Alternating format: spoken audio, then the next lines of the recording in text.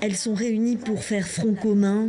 Pour ces militantes de la société civile, un objectif, que le plus de femmes possible aient une place dans le futur gouvernement congolais, peu importe leur étiquette politique. Nous profitons de ces moments historiques pour appeler au respect de la Constitution dans son intégralité.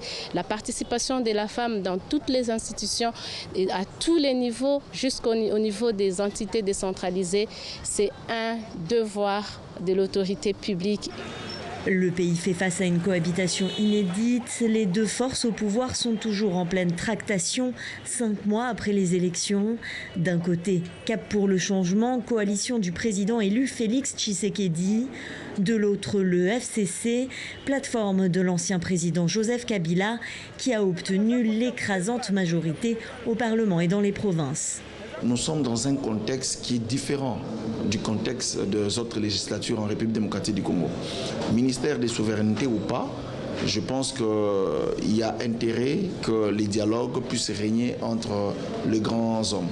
Un consensus que ces deux camps ont réussi à trouver la semaine dernière en nommant un Premier ministre proposé par Joseph Kabila.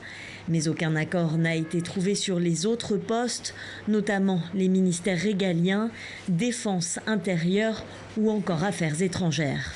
Peu importe ceux qui seront au sein de ce gouvernement a l'obligation de travailler pour le peuple. Le slogan, c'est le peuple d'abord. Et ceux qui seront au sein de ce gouvernement et qui ne travailleront pas pour le peuple, ils verront que les choses se passeront très mal pour eux. Ils se retrouveront en prison parce qu'il n'y aura pas d'impunité.